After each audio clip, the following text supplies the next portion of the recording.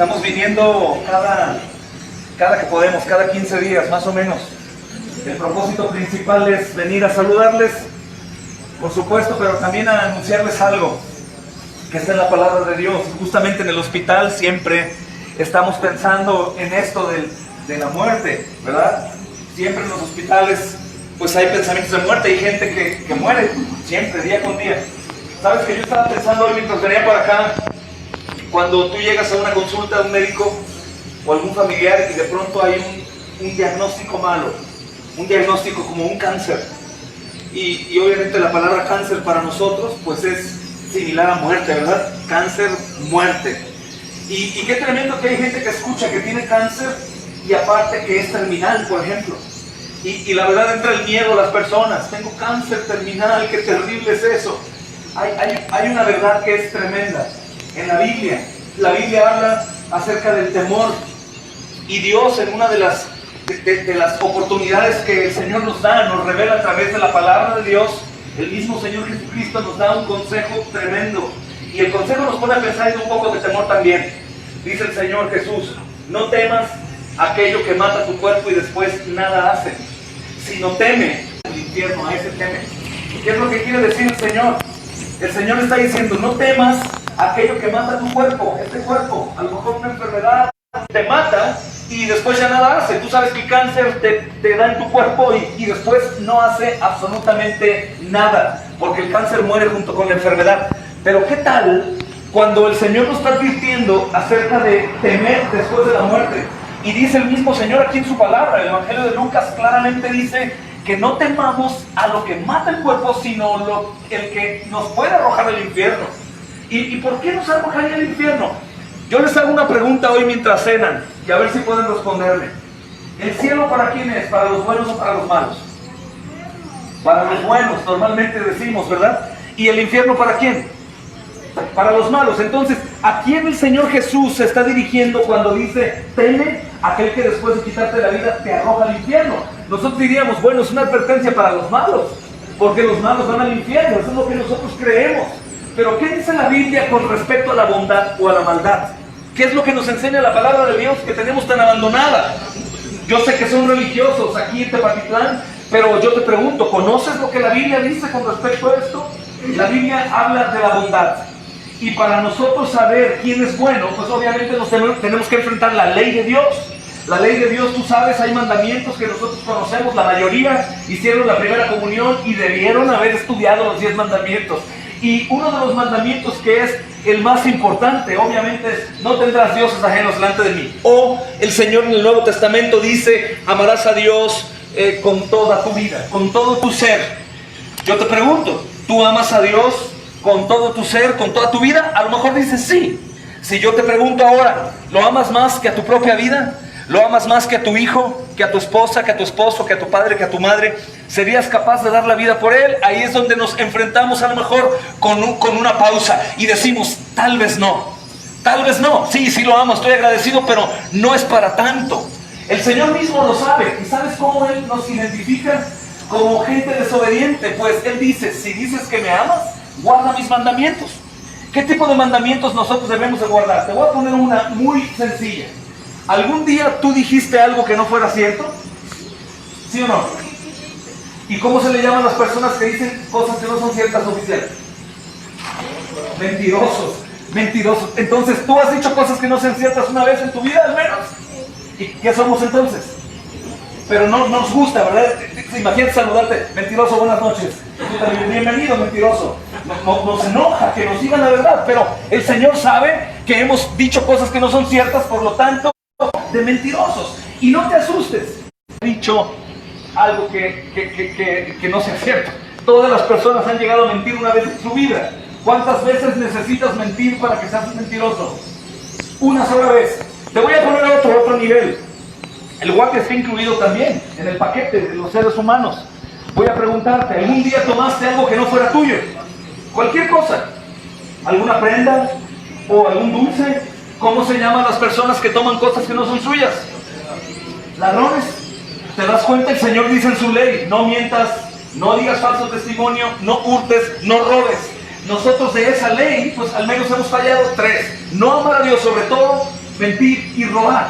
Y si continúo desglosándote los 10 mandamientos, aunque sean de manera saltada, te vas a dar cuenta que hemos fallado a la mayoría de la ley. El Señor dice que no cometamos adulterio. La Biblia dice también que el mismo Señor nos dice que codiciar a una mujer o a un hombre con nuestros ojos, mirar con deseo pecaminoso sexual, es adulterio. Entonces, si revisamos la ley, nosotros nos damos cuenta que hemos fallado a la mayoría, si no es que a toda la ley. Y tú dirías, bueno, soy un ser humano, ¿qué importa? A eso yo quería llegar. Si tú hoy reconoces que has faltado a la ley de Dios, tienes que reconocer también algo, que tú eres un pecador, y que el pecado que has hecho, obviamente se ha hecho en contra del Creador. ¿Cuál es el problema? Él nos hizo, Él hizo la ley, Él demanda justicia, Él demanda obediencia, y nosotros no lo hemos hecho. Probablemente algunos dicen, bueno, Él así me hizo, yo soy desobediente. No, Él no te hizo así. Nosotros decidimos rebelarnos en contra de Dios. Y sabes que es muy importante reconocer la advertencia que el Señor Jesús hizo, que te leí en un principio. No temas aquello que mata tu cuerpo y después nada hace. Teme aquel que después de quitarte la vida, ¿quién quita la vida y da la vida? Dios. Teme aquel que después de quitarte la vida tiene el poder para arrojarte en el infierno. ¿Por qué arrojaría a hombres como nosotros al infierno? Te hago una pregunta muy simple. Una persona que roba, que miente y adultera aquí, si el oficial tiene la autoridad de juzgarlo, ¿a dónde enviaría a esa persona? ¿A la cárcel o a su casa? A la cárcel. Y entonces al morir, ¿a dónde tiene que ir? ¿Al cielo o al infierno? Dime, ¿una persona mentirosa, adúltera, ladrona es una buena persona? Entonces tú y yo somos buenas personas. Desde una perspectiva humana sí, porque no somos como aquel secuestrador, ladrón, narcotraficante, asesino. Pero desde los ojos de Dios y su moralidad, tú y yo hemos cometido pecado, por lo tanto somos personas malas. No tan malas como pudiéramos llegar a ser, pero hemos hecho lo malo delante de los ojos de Dios. ¿Sabes cuál es el problema? Que un día vamos a morir y nos vamos a enfrentar a un juicio que no tomará por inocente al culpable. Amor, y tengo que decirte la verdad de parte de Dios. Dios dice que todo aquel que falta la ley es un pecador, y ese pecador tendrá su paga en el lago de fuego, que es el infierno. Ese lago de fuego es solamente una sombra de lo que es. El Señor dice que es un lago de fuego, un crujir de dientes, en donde un gusano no muere. Es un lugar espantoso, horrendo, en donde gobierna el temor, el horror, y siempre estará la ausencia de paz. Entonces, fíjate qué importante es esto. La advertencia que el Señor hace es eso. Dense cuenta que el problema no está en el cuerpo físico. El problema no es el coronavirus, no es el cáncer, no es esto o aquello. El problema es que eres un pecador y algún día morirás y te vas a enfrentar a un juicio justo. Te hago una última pregunta con respecto a esto. Si hoy murieras y estás delante de Dios, ¿serías acusado de inocente o de culpable de mentira? ¿Serías inocente de culpable o inocente de mentir? Por eso. Y si Dios dice no mientas, ¿tú has mentido? ¿Inocente o culpable? Culpable, perfecta. Este es un hombre honesto y valiente. Culpable, aunque no nos guste, podríamos decir que Dios nos juzgue y no el hombre. Por supuesto, ahí está el problema.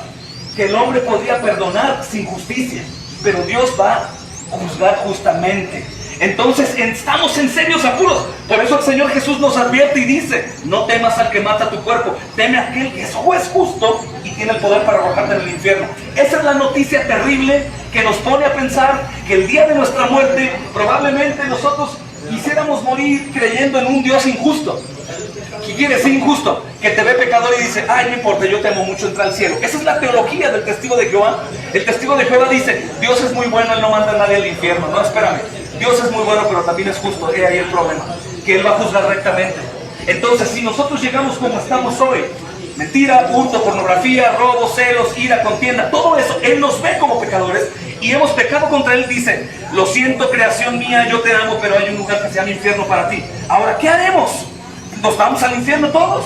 De ninguna manera. También el mismo Señor nos da una super noticia, sumamente importante en la Escritura. Este es el Evangelio. La Biblia dice que Dios muestra su amor para mí, para ti, en que siendo hoy pecadores, Cristo murió por nosotros. Escucha, siendo aún pecadores, Cristo muere por nosotros. ¿Por qué muere por nosotros? Jesús, el Hijo de Dios, la segunda persona de la Trinidad, Dios se encarna y nace de María la Virgen. Él vive una vida perfecta, obediente siempre al Padre. Todo el tiempo obedeció de comisión, nunca hizo un mal en su pensamiento, mucho menos en su obrar. Su boca siempre habló verdad. ¿Sabe pagar una deuda? ¿Cuál deuda? La deuda de hombres. Hombre, es como si dijera esto: yo pago la deuda de ellos. Él camina hacia un lugar, ese lugar, ¿sabes cuál es? La cruz del Calvario. ¿Y sabes qué hace en la cruz del Calvario? Él recibe voluntariamente todo el castigo que los pecadores merecían en el infierno. El Señor Jesús, estando en la cruz del Calvario, pronunció unas palabras asombrosas. En arameo, Eli Eli lama sabactani, que traducido es: Señor, Señor, ¿por qué me has desamparado? ¿Y sabes qué me dice esto? Los pecadores en el infierno no estarán abandonados por Dios, sino que recibirán toda la ira del Dios Todopoderoso en ese lugar justamente. Y cuando Jesús decía: ¿por qué me has desamparado?, no es porque Dios lo había abandonado, es imposible, la Trinidad está perfectamente unida, sino que todo el castigo que era sobre pecadores cae sobre Jesús. Y Él siente el abandono sin estar abandonado, sino por el contrario, todos los golpes de la ira de Dios en la eternidad del infierno, Jesús los recibe en la cruz del Calvario, mis amados. Sin que tú se lo pidieras, sin que tú le rogaras, sin que tú le dijeras a Dios: envía a tu hijo porque soy pecador y me voy a morir, me voy a enfrentar a ti, que Él me salve. Él elige morir en la cruz. Es asombroso. Hay una profecía en Isaías que es impresionante. 850 años antes de que Jesús viniera, el profeta escribe esto. Escuchen: angustiado él y afligido, mas él herido fue por nuestras rebeliones, molido fue por nuestros pecados.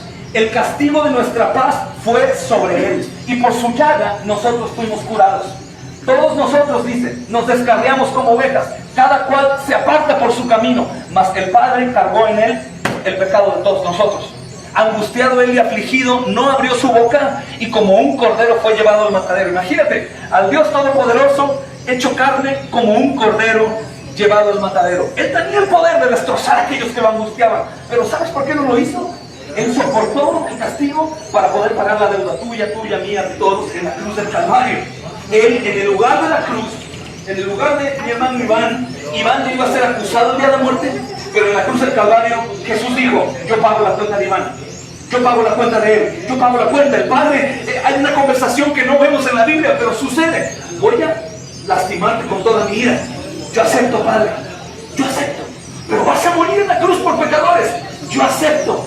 Y el Padre lo castiga con todo su poder. Quiero decirte algo asombroso. La gente piensa que el castigo de Jesús, el horrible, fueron los clavos de los romanos, los látigos, la lanza a un costado. Eso no es nada comparado con la ira de Dios.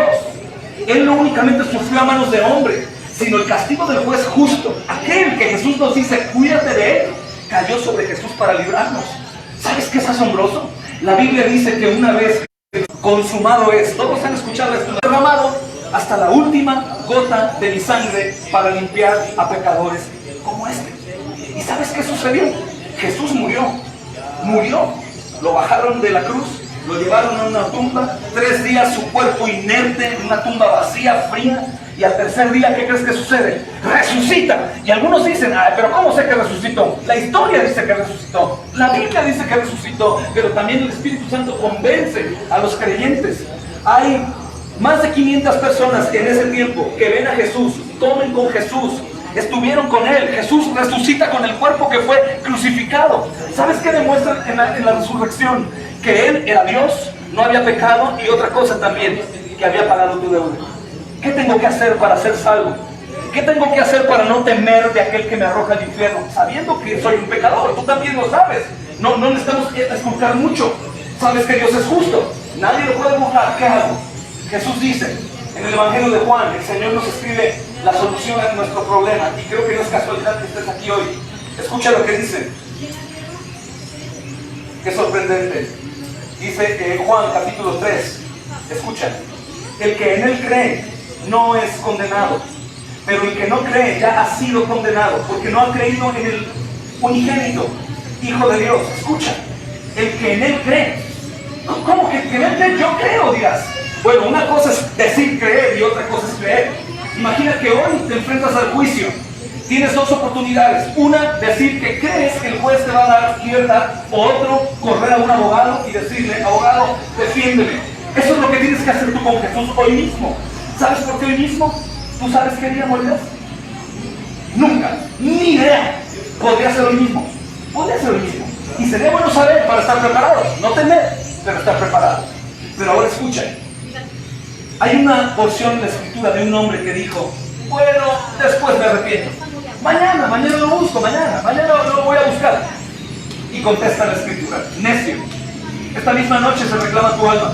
Algún otro dirá, bueno, voy al templo, voy a caer de rodillas, o me voy caminando a Talpa, o voy a ir al peregrinar a San Juan de los Lagos. Espérame, imagínate que tú eres un juez, y yo soy ese mentiroso ladrón, y llego y te digo, me fui de rodillas, o me fui a la peregrinación, o di limosna, o ayudé a los ancianos en la calle. ¿Tú me perdonabas? No, obras muertas. Obras muertas, son buenas las obras, por supuesto, pero no pagarían la deuda. ¿Qué es lo que entonces dice Dios? Que Jesús se presenta como una obra perfecta. Jesús paga como hombre en la cruz del Calvario y Jesús recibe todo tu castigo en tu lugar, mi amado. Que te llevarían al infierno, se le a ti, para que tú mueras y en el momento que estés en el juicio sepas que eres pecador y escuches una voz que te diga, entra al reino de los cielos. ¿Pero por qué eres el pecador? Porque mi hijo pagó por ti. Imagínate, mi hijo pagó por ti. No por obras, sino solamente por creer que Jesús es mi Salvador. ¿Sabes por qué vivimos en el año 2020 después de Cristo, verdad? ¿No habías pensado eso? ¿Por qué? Aún los que no creen viven en este año 2020 después de Cristo. Porque Cristo es el Hijo de Dios. Porque Él se encarnó, vivió perfectamente, murió en la cruz del Calvario, resucitó y subió al cielo y promete regresar. Es tan poderoso ese acontecimiento que aún la historia de la humanidad cambió su curso. Vivimos en el año 2020 después de Cristo, que es el único Señor y Salvador de nuestras almas, para chinos, para africanos, para europeos, para mexicanos y para todo el mundo. Por eso el Señor encargó, vayan y prediquen esto a toda criatura en todo el rincón del mundo, para que todo aquel que crea en Jesús pueda tener vida eterna y no vea condenación. Qué bendición, ¿verdad, amados? Voy a orar por ustedes, por el oficial, por los médicos, por trabajo social. Si estás de acuerdo conmigo, vamos a orar juntos. Voy a orar por ti. Si tienes el deseo de pedir algo, puedes acercarte después conmigo y oramos juntos. Vamos a orar al Señor, que es fiel y justo para perdonar. Si tienes deseo de saber más, lo único que tienes que saber es arrepiéntete de tus pecados y cree en Jesucristo. Búscalo hoy mismo. Ve a tu Biblia, ábrela y pide al Señor ayuda. Pide al Señor ayuda. Y vamos a orar a nuestro Dios. Padre, agradecemos, Señor, porque nos concedes esta noche hablar de tu evangelio, porque nos das la oportunidad, Señor amado, de levantar a ti oraciones. Te pedimos aún por esta preciosa mujer enferma que está saliendo ahora de aquí, Señor. Te rogamos para que tú le bendigas, para que ella ponga sus ojos en ti, Salvador del mundo. Te pido también por los que están aquí, Señor, que nos han acompañado esta noche, por trabajo social, por los médicos, por vigilantes, Señor, por el militar que está entre nosotros, Señor.